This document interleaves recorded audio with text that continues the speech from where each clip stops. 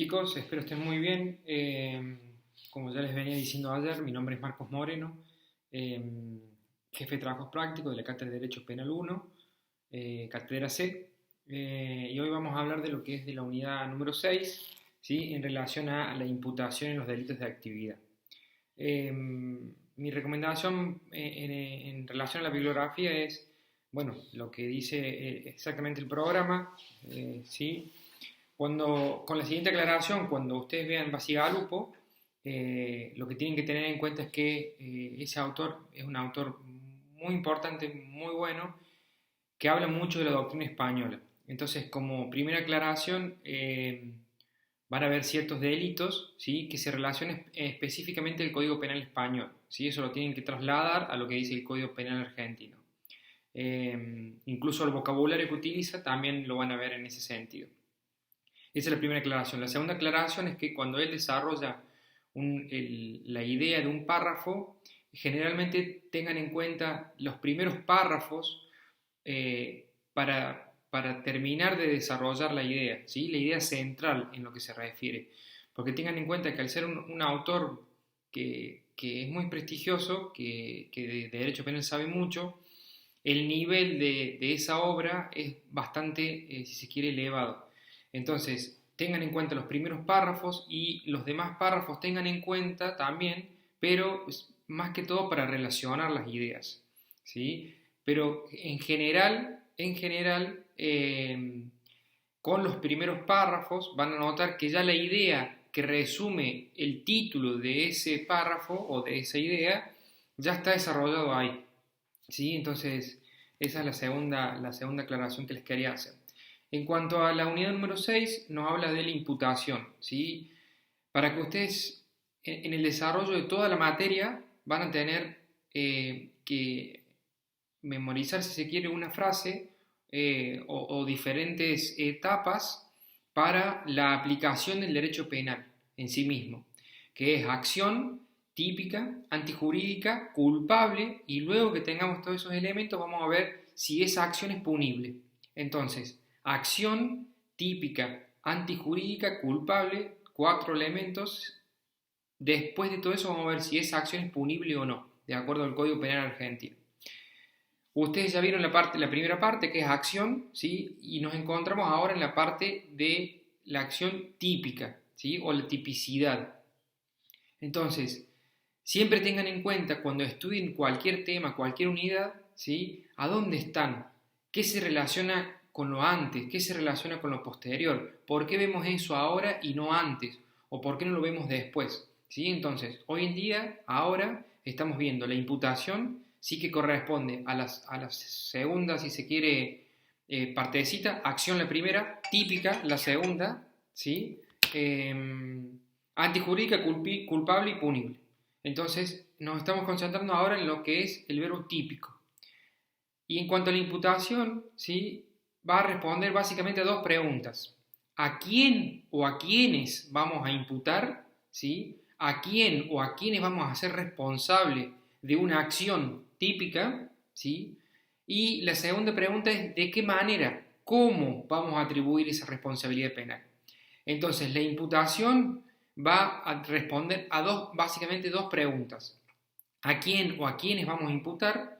Y cómo o de qué manera vamos a atribuir esa responsabilidad penal, ¿sí? Entonces, siempre tengan en cuenta esto, relacionar lo que están hablando, relacionar lo que están tratando de entender con lo de antes y con lo de después, para que se ubiquen específicamente a dónde están, en qué parte de la teoría del delito están.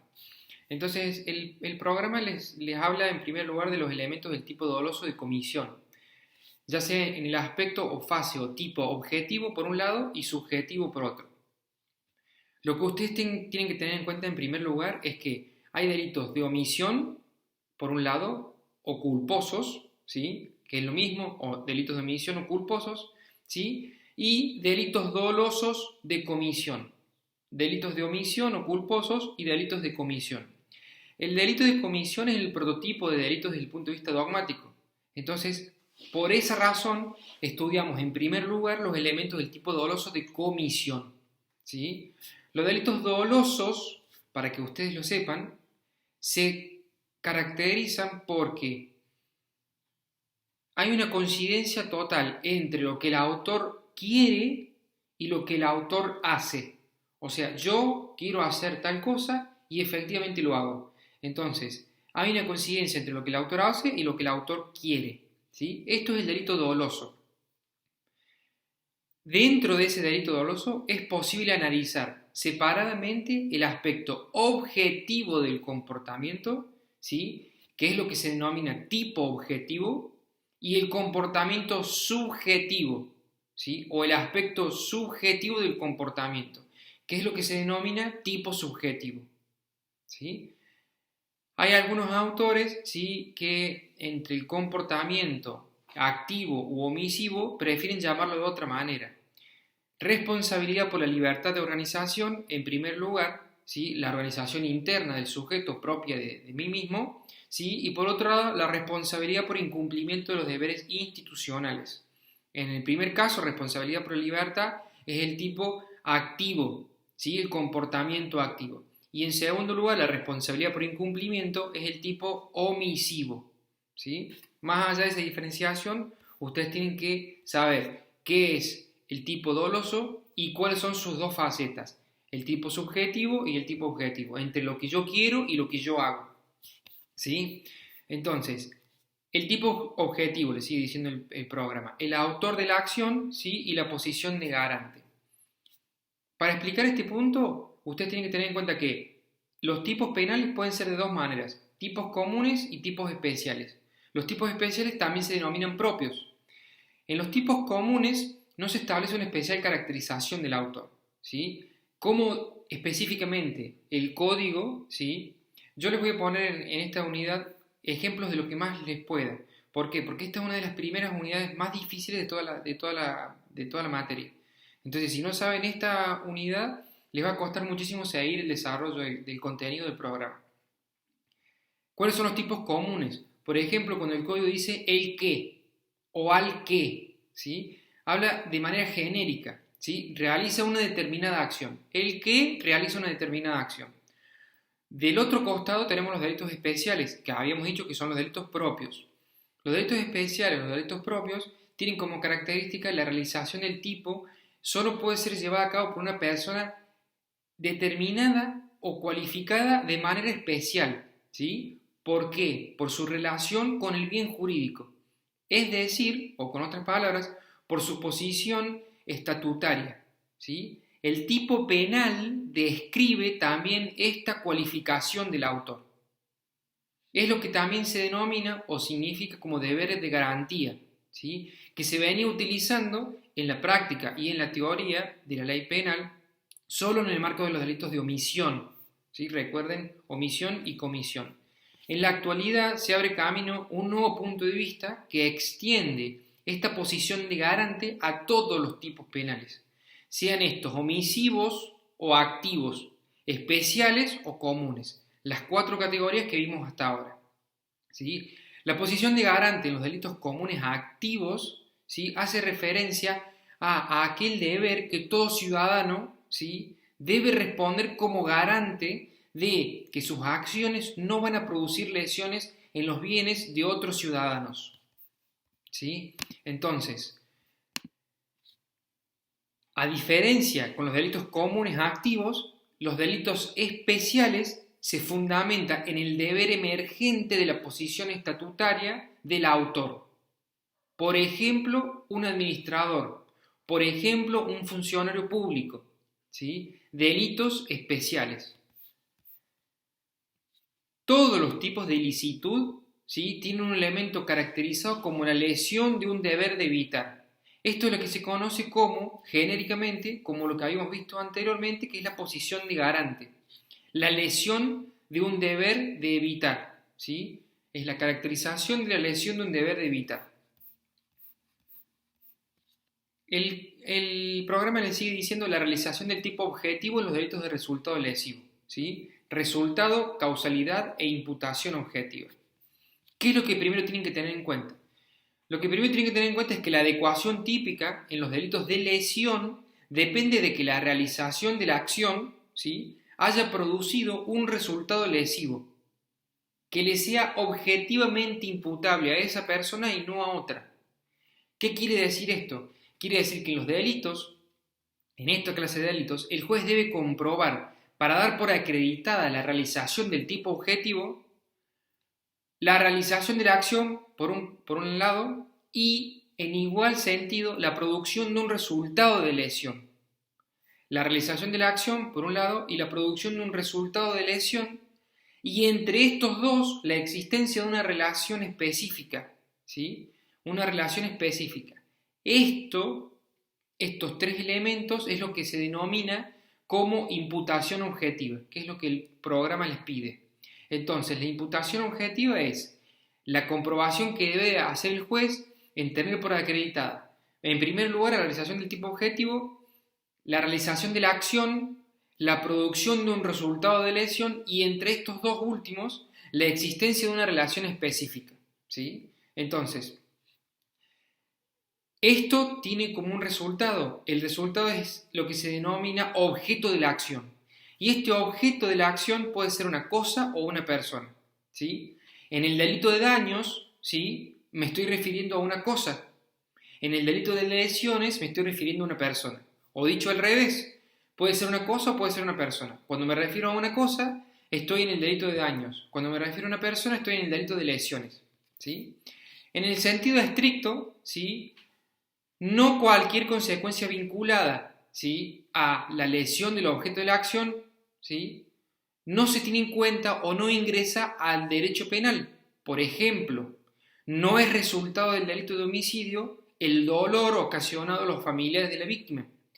Por supuesto que es una acción, por supuesto que es un resultado, pero no interesa al derecho penal. El dolor ocasionado a los familiares de la víctima por el delito de homicidio no interesa al derecho penal, ¿sí? Se tiene que lesionar ¿qué cosa? Se tiene que lesionar el bien jurídico protegido. La injuria, por ejemplo, lesiona el bien jurídico del honor, ¿sí? Pero con la siguiente aclaración, no todo delito requiere la lesión de un objeto determinado, ¿sí? ¿Qué quiere decir esto? Que los delitos de lesión serían, entonces, aquellos en los que la lesión del bien jurídico tiene lugar a través de la lesión de un objeto protegido, ¿sí? Relación objeto protegido con bien jurídico protegido, ¿sí? Entonces, no todo delito requiere la lesión de un objeto determinado. En esto tenemos que mencionar algunas teorías, por ejemplo las teorías clásicas, sin perjuicio de que desarrolle con posterioridad todo lo que dicen las demás teorías. Las teorías clásicas afirmaron que la relación que permite considerar un resultado acaecido como producto de la acción es una relación de causalidad. ¿Qué quiere decir esta relación de causalidad? Una relación de causa a efecto idéntica a la de los sucesos de la naturaleza, ¿sí? Sin embargo, también se ha dicho que la causalidad establece un límite mínimo de responsabilidad, pero no toda la causalidad implica sin más responsabilidad penal, ¿sí? Ya vamos a ver por qué. La teoría de la causalidad se completa, ¿sí? Mediante correctivos. Esto da lugar a la teoría de la imputación objetiva. Desde un punto de vista puramente causal, ¿sí? Por ejemplo, también los padres del homicida serían causa del resultado de la muerte, ¿sí? Pero su comportamiento, como habíamos dicho anterior, no le interesa o no ingresa en el derecho penal. La teoría de la imputación objetiva procura determinar el fundamento y el lugar donde debe llevarse a cabo una corrección, ¿sí? ¿Qué es lo que interesa como fin de protección del derecho penal? En lo que específicamente se refiere a las teorías de la causalidad, en el desarrollo de la dogmática penal han sido muchas las teorías que han intentado responder a la pregunta por la relación de la causalidad, ¿sí? De ellas, solo han subsistido en la práctica dos: la teoría de la equivalencia de las condiciones y la teoría de la causalidad adecuada. La teoría de la equivalencia de las condiciones, ¿sí? Esta teoría renuncia a la determinación de una causa del resultado y afirma que todas las condiciones de éste tienen idéntica y equivalente calidad causal, ¿sí? Por ejemplo, causa del resultado de la muerte de la víctima es tanto la acción que le produjo una lesión leve como el incendio del hospital en el que murió mientras se hacía curar, ¿sí? Entonces, yo le produzco una lesión a una persona que es lesión leve y es como consecuencia esta persona va al hospital y este hospital se incendia y la persona muere. Entonces, la teoría de la causalidad dice que todas estas causales son responsables. Pero, para el derecho penal, es obvio que le tenemos que dar un corte, porque no podemos decir, bueno, está bien, la muerte se produjo por consecuencia de la acción de la persona, pero asimismo esta persona no hubiese nacido si los padres no lo hubiesen concebido y así para todos los demás atrás. Entonces el derecho penal lo que se encarga es hacerle un corte. Oiga, de acá para adelante, ¿sí? Esto le importa al derecho penal y de acá para atrás no. Ya vamos a ver cómo se desarrolla. Cuando se trata de condiciones positivas, ¿sí? Hay que distinguir condiciones positivas o condiciones negativas.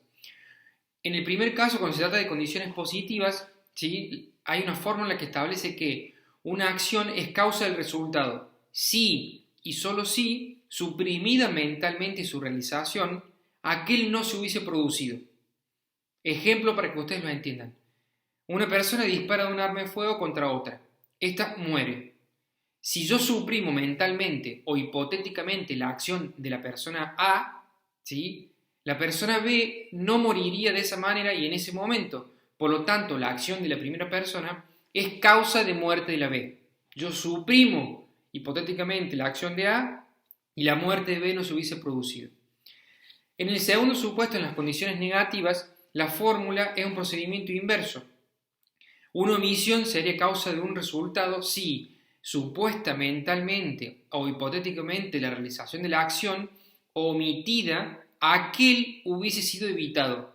¿Sí? Entonces, supongamos que una persona es un buen nadador y no tiene ningún impedimento para salvar a otra persona que no sabe nadar y cayó en una parte profunda de la pileta. ¿Sí? Y la primera persona no realiza el menor intento de salvarla. Entonces, esta segunda persona no muere. Si suprimimos mentalmente la acción de salvamento omitida, o sea, que no hizo la primera persona, la segunda no hubiese muerto, razón por la cual la omisión de la primera persona sería causal de la muerte de la segunda. ¿Sí? Hay varios problemas en relación. En primer lugar, es necesario no suponer hechos no ocurridos realmente. Son los que se denominan nexos causales hipotéticos. Yo me tengo que poner a suponer si hubiese muerto, si no hubiese muerto, si hubiese tenido conocimiento de natación, si no, si yo hubiese sido un nadador experto o no. Entonces, es necesario no suponer hechos no ocurridos en la realidad. En segundo lugar, se debe tener en cuenta que una vez puesta una condición, ¿sí? Una vez puesta una condición por un sujeto, puede intervenir otro o puede intervenir otros sujetos. Entonces no me va a quedar claro bien la responsabilidad penal. En tercer lugar, la teoría de la condición o de la equivalencia de las condiciones tiene dificultades para separar como irrelevantes las contribuciones al hecho que están muy alejadas, como decía recién, al momento de la acción. Por ejemplo, un albañil que interviene en la fabricación del arma, un empleado que interviene en la fabricación de un arma, resultaría también la causa del homicidio cometido con ella. Esto desde el punto de vista del derecho penal es ilógico, ¿sí? No así desde esta teoría. La forma de la teoría de la condición, en definitiva, como conclusión, es en realidad engañosa. ¿Por qué? Porque solo es posible saber si con la supresión mental hipotética de la acción desaparecería el resultado si ya se conoce de antemano la causalidad. ¿Sí? Por eso es una fórmula o una teoría engañosa. Quien no sepa, por ejemplo, que el disparo de un arma de fuego pueda producir la muerte de una persona, no puede saber tampoco si, al suprimirse mentalmente la acción de disparar, el resultado no se habría producido. ¿Sí? La fórmula entonces de la teoría de la condición no resulta apta para investigar la existencia de la causalidad en términos reales. ¿Sí? Por esta razón, en la actualidad, las preferencias se inclinan más por la llamada teoría de la ley de la causalidad natural. ¿Sí? Debe afirmarse en primer término una causal natural general. ¿Sí? Por ejemplo, que las heridas en el cuerpo bajo ciertas condiciones producen ciertas infecciones que a su vez pueden conducir a la muerte de la víctima. Y luego que en el caso que se juzga se subsume bajo ella, por ejemplo, que la víctima haya sido herida y que la herida haya producido la muerte. ¿Sí? Se ha comprobado un número estadísticamente representativo de casos en los que se repite el mismo patrón o el mismo resultado y que ello permite en consecuencia suponer una relación causal general. ¿Sí? ¿Qué pasa?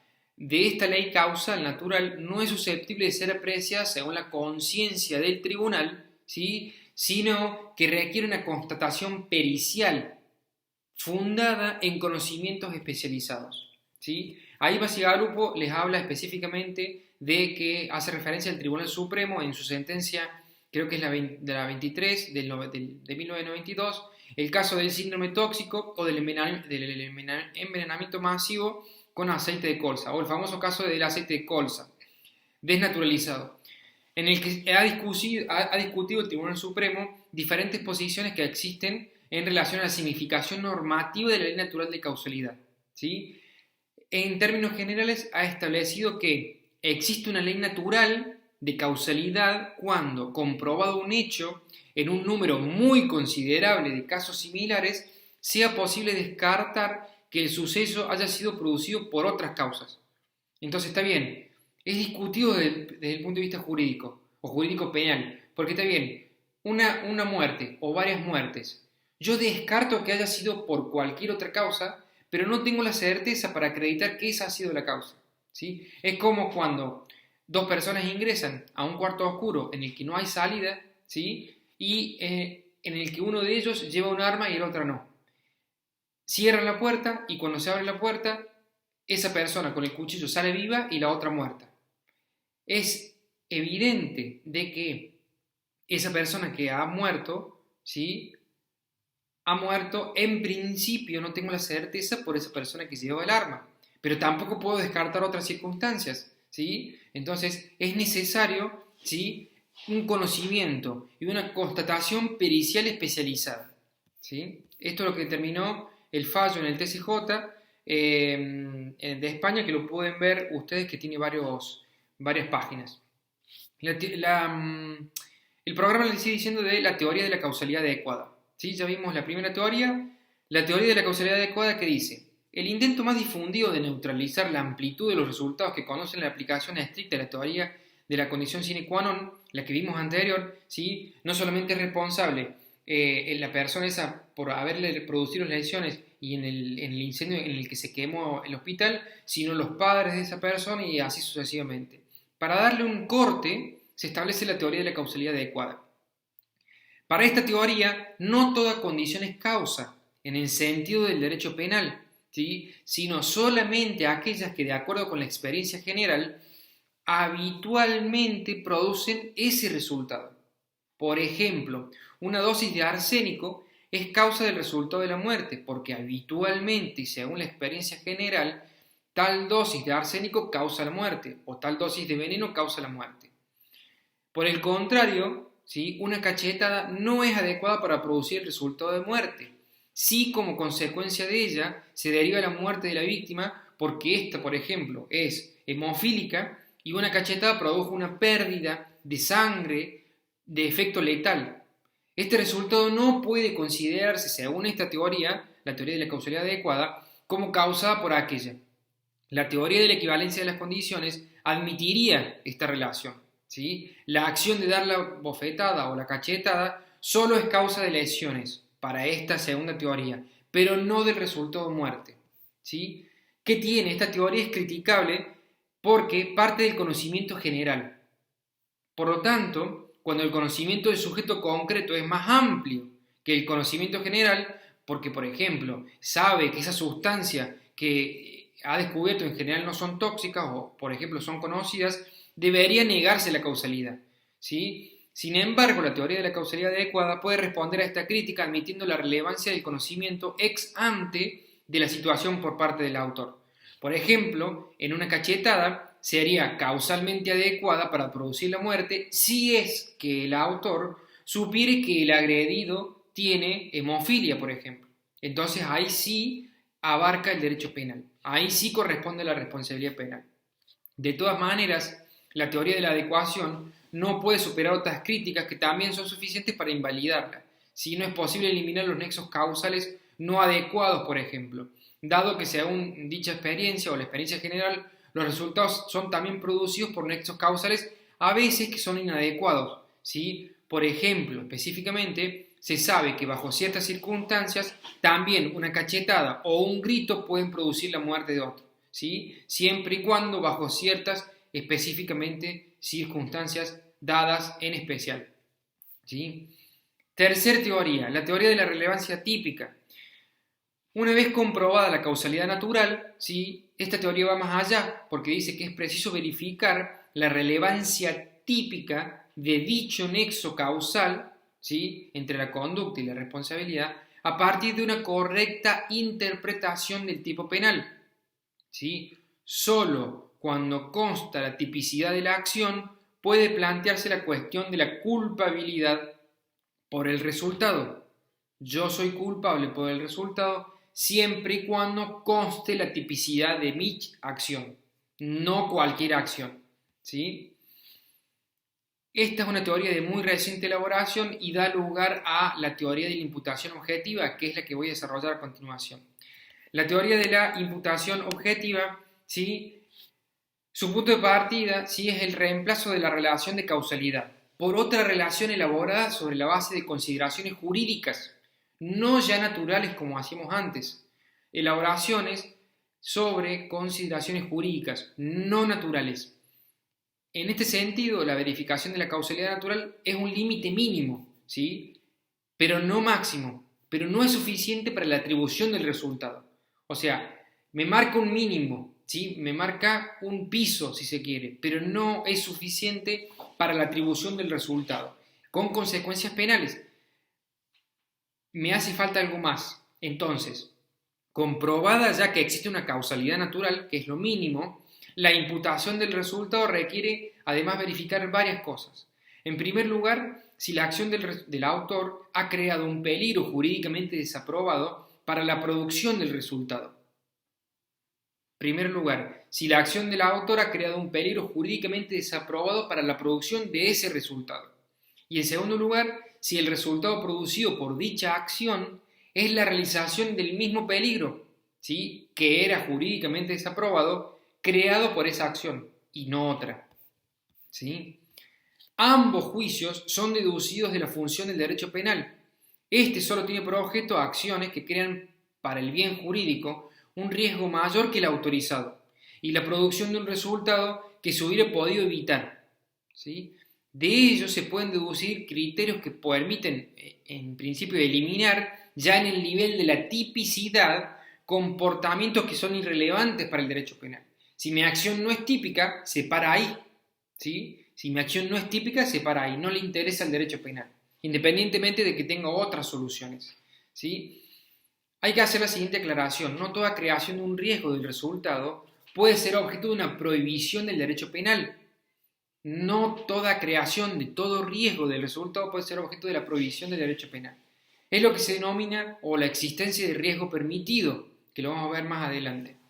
El que conduce, por ejemplo, para que ustedes lo entiendan, el que conduce un auto dentro de los límites de la velocidad y con respeto de las demás reglas del tráfico, por supuesto que crea un peligro, pero es un peligro permitido o un riesgo permitido. Si como consecuencia de esta actividad, porque un peatón inestable o inesperadamente se cae o se cruza por un lugar no autorizado, este resulta con lesiones, no hay dudas de que se le causó un resultado de lesiones, pero no va a ser objetivamente imputable a esa persona, ¿sí? Esto es lo que quiero que entiendan. La realización de riesgos permitidos. ¿Qué quiere decir esto? Que las conductas socialmente adecuadas, es decir, que se desarrollan dentro del orden social, no pueden ser alcanzadas por el tipo penal. O con otras palabras, nunca van a ser típicas, van a ser atípicas. Lo que les decía anteriormente, del fin del derecho penal se deducen especialmente los criterios de riesgo permitido, el principio de confianza, la prohibición de regreso y la comisión en posición de garante, que es lo que vamos a ver ahora. En todo caso, es necesario subrayar que la secuencia de la comprobación de la imputación objetiva requiere, en primer lugar, que se establezca una relación de causalidad entre el resultado típico, ¿sí? Como por ejemplo la interrupción del estado del embarazo en el delito de aborto, ¿sí? Y una determinada acción. Entonces, el resultado típico y una acción. A continuación de eso, una vez que he establecido lo anterior, se tiene que verificar si esta acción en el momento de su ejecución constituye un peligro jurídicamente desaprobado, ¿sí? Si era socialmente inadecuada, y si ese peligro es el que se ha realizado en el resultado típico producido, ¿sí? Entonces tienen que tener en cuenta estas 4 características. El riesgo permitido. Algo nos adelantamos antes. La imputación objetiva se excluye, ¿sí? Yo no puedo imputar objetivamente con responsabilidad o con importancia para el derecho penal cuando la acción que causalmente ha producido el resultado no supera los límites del riesgo permitido, ¿sí? Riesgo permitido, riesgo no permitido. Eso significa que tales acciones no son típicas, por debajo no son típicas. Riesgos que una sociedad tolera porque los considera necesarios para su desarrollo social. Por encima de eso sí son relevantes típicamente y por lo tanto relevantes para el derecho penal, ¿sí? La instalación de un reactor atómico, por ejemplo, conlleva serios riesgos, ¿sí? Pero es considerada como permitida, ¿sí? En ocasiones el riesgo permitido está normativamente regulado, como por ejemplo las reglas legales sobre circulación de vehículos de motor, ¿sí? Las referidas a la seguridad del trabajo, como habíamos dicho anteriormente. Dentro de la problemática del riesgo permitido, se deben tratar los casos, o algunos autores tratan los casos de disminución del riesgo, ¿sí? ¿Qué es esto de la disminución del riesgo? Una persona desvía un tren, ¿sí? Que, si seguía su trayectoria, podía matar a muchos trabajadores. Como consecuencia de ese desvío, el vagón o el tren se estrella contra varios coches a los que produce considerables daños, ¿sí? Pero son solo daños materiales. En este caso, el resultado de daño no es imputable al que ha creado un riesgo menor que el que originalmente amenazaba de muerte a esas personas. No es imputable al que ha creado un riesgo menor, ¿sí? Para ser claros, la cuestión es problemática, ¿sí?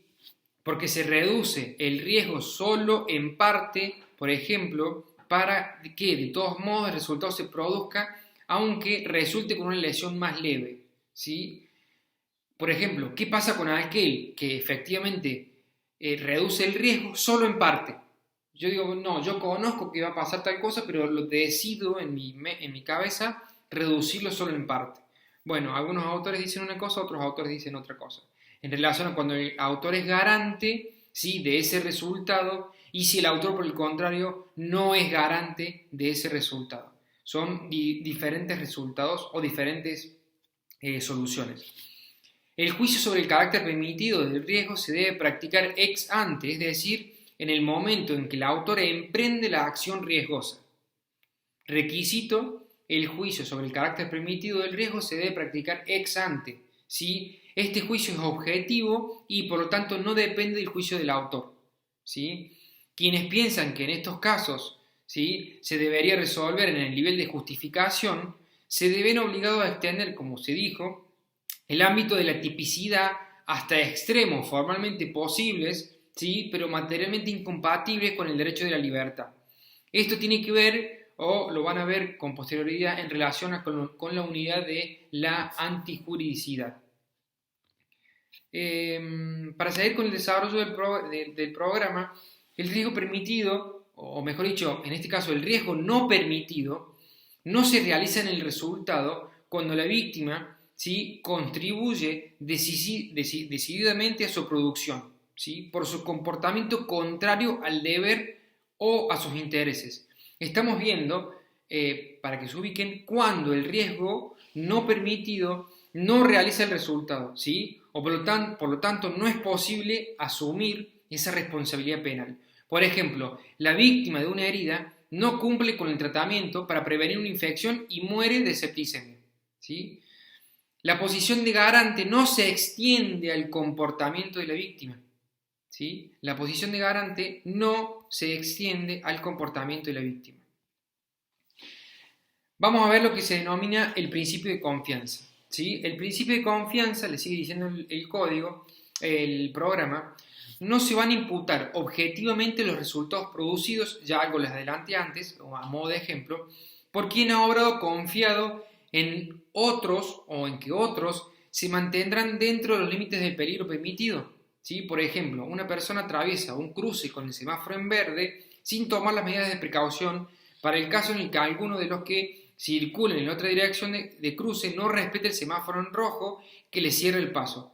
Se le produce entonces la muerte por colisión. Este resultado no se imputa objetivamente por efecto del principio de confianza. Yo confío en que los demás van a respetar las normas, ¿sí? Y por lo tanto circulo en ese sentido o en esa dirección, ¿sí? Esto es lo que se denomina como el principio de confianza. La prohibición de regreso y la posición de garante. La prohibición de regreso, que también les habla el programa, es un criterio para limitar la imputación de un resultado a ciertos comportamientos que pueden haber resultados causales, ¿sí? Son causales, producen resultados, pero que están fuera del interés del derecho penal, ¿sí?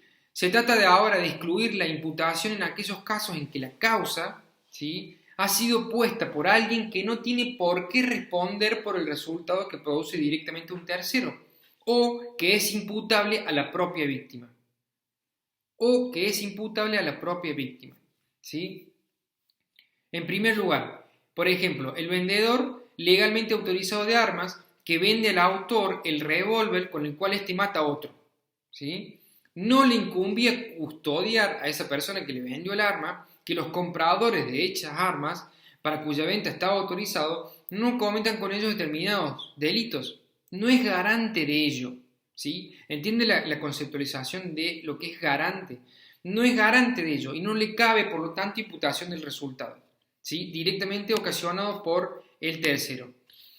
En segundo lugar, también se excluye de la imputación el resultado cuando éste es consecuencia de la conducta o de la situación de la propia víctima, ¿sí? Por ejemplo, para que ustedes lo entiendan, una persona derriba, con las correspondientes licencias, un muro dentro de su propiedad. Ese muro amparaba al sol a ciertas mercancías del vecino. El daño producido a esas mercancías no es imputable a la primera persona porque no tenía la obligación de impedir, manteniendo esa pared, los daños sobre las mercancías. ¿Sí? En todo caso, el daño va a ser imputable al propio vecino, que debería o debía haberlas cubiertas del sol si quería evitar los daños, ¿sí? Entonces, para que ustedes lo tengan en cuenta. El caso del médico que desconecta un respirador, ¿sí?, cuando ya no existe un deber de continuar el tratamiento intensivo. Este caso es específicamente gráfico, pero por ejemplo no corresponde a Argentina, porque Argentina tiene reglamentaciones diferentes en relación a la desconexión del respirador. Entonces, el caso del médico que desconecta un respirador no es atribuir su responsabilidad, ¿sí? La imputación del resultado se excluye también cuando el peligro de su producción ha sido creado por un tercero, sin la participación del propio agente. Por ejemplo, un terrorista instala un dispositivo explosivo que va a estallar cuando un vecino abra la puerta de su propio piso. ¿Se le puede atribuir a ese vecino ese resultado? Y no, de acuerdo a la responsabilidad del derecho penal, no. ¿Sí? Otro ejemplo, el guardia de seguridad se pone en un estado de inconsciencia total, ingiriendo tanto alcohol que no puede evitar, llegado el momento, que se introduzca en la casa un terrorista, ¿sí?, que mata al dueño de la misma. Este resultado solo va a ser imputable si el agente era garante, volvemos al concepto de garante, de su no realización, ¿sí? La realización del riesgo. El segundo de los niveles, ¿sí?, de que se trata la cuestión de la imputación objetiva, ¿sí?, una vez que ya vimos algunos ejemplos, es el de la exigencia de que el riesgo, ¿sí?, no permitido, creado por la acción, sea el que se realiza o sea el que realiza ese resultado, ¿sí?, y no otro. Por ejemplo, una persona produce una lesión a otra. Este es trasladado, como ya lo habíamos adelantado, a un hospital, ¿sí?, en el que no habría concurrido si la primera persona no lo hubiese lesionado, en el que muere a causa de un incendio. La muerte debe ser atribuida ¿a qué cosa? ¿A la lesión o al incendio? Pensándolo rápido, algunos me dirán, no, si no lo hubiese lesionado, no hubiese ido al hospital y por lo tanto no se hubiese muerto, ¿sí? Pero esto no es tan fácil para el derecho penal. ¿Por qué? Porque la muerte está condicionada tanto por la lesión sufrida, que le obliga a ir al hospital, ¿sí?, como por el incendio, ¿sí? En términos generales, ¿sí? Para que esta idea o para que esta noción les quede claro, hay que tener diferentes cuestiones y diferentes respuestas a dichos planteos. En primer lugar, en la realización del riesgo no se debe tomar en consideración la hipotética producción del resultado por la amenaza, ¿sí?, de otro riesgo distinto del que inmediatamente lo provocó. Por ejemplo, una persona dispara un tiro mortal sobre otra persona, que ya estaba herido de muerte por una tercera persona, ¿sí? Las normas no limitan la pretensión de validez a los casos en el que el bien jurídico no se encuentre ya perdido. ¿Qué quiere decir? Que hay que distinguir si esta persona ya se encontraba muerta, por ejemplo en este caso, o no se encontraba muerta. Es cuando Bacigalupo les habla de si el bien jurídico no se encontraba ya perdido. De cualquier manera, en los casos en que el bien jurídico protegido estaba irremediablemente perdido, ¿sí?, o sea, ya no estaba muerto, pero ya estaba casi muerto, el hecho tiene la estructura de un delito de peligro abstracto. Por lo tanto, esto tiene que ser tenido en cuenta a la correspondiente atenuación de la pena en el momento de la individualización. Supongamos que condenamos a esa persona, estas circunstancias tienen que ser tenidas al momento de la individualización, en la atenuación, o sea, en bajarle la pena. En segundo lugar, el riesgo no permitido no se realiza en el resultado, ¿sí?, cuando éste se produce por un riesgo general normal, es decir, de una manera sorpresiva, sorprendente, extraordinaria, ¿sí? El resultado se produce fuera del ámbito del dominio del autor. Específicamente, por ejemplo, la víctima de las lesiones del ejemplo propuesto, ¿sí?, que muere en el incendio del hospital, ¿sí? Entonces ahí se corta la atribución de responsabilidad. El riesgo no permitido no se realiza en el resultado, ¿sí? Otro supuesto, para que ustedes lo tengan en cuenta, el riesgo no permitido tampoco se realiza, ¿sí?, en el resultado cuando la víctima, que algo ya les había adelantado, contribuye decisivamente a su producción por su comportamiento contrario al deber o a sus propios intereses, ¿sí? Por ejemplo, la víctima de una herida no cumple con el tratamiento, lo habíamos hablado antes, para prevenir una infección mayor, ¿sí?, y muere a causa de esta infección. La posición de garante no se extiende al comportamiento de la propia víctima. Entonces, el derecho penal dice, hasta aquí basta. No se le puede atribuir responsablemente y de manera penal. Vemos el último y cortamos para hacer la próxima clase. Un cuarto supuesto es que tampoco se realiza en el resultado el riesgo no permitido cuando se produce más tarde sobre una víctima que en el momento de la creación del riesgo no estaba amenazada. Por ejemplo, una persona atraviesa un cruce con el semáforo en rojo, ¿sí?, unos metros más adelante atropella a una persona causándole lesiones, cuando en ese interín conducía en forma reglamentaria y en forma legítima y legal, ¿sí? En el momento en que la víctima es atropellada, el riesgo jurídicamente desaprobado de cruzar con el semáforo en rojo ya se había agotado, sin concretarse el resultado alguno. Entonces, si hubiese cometido la lesión en ese momento, por supuesto sí, atribuimos de responsabilidad penal, pero en un momento posterior no, ¿sí? Con esto damos finalizado la primera clase, ¿sí? En unos momentos más les sigo desarrollando el contenido de esta unidad. Espero que estén bien. Chau, chau.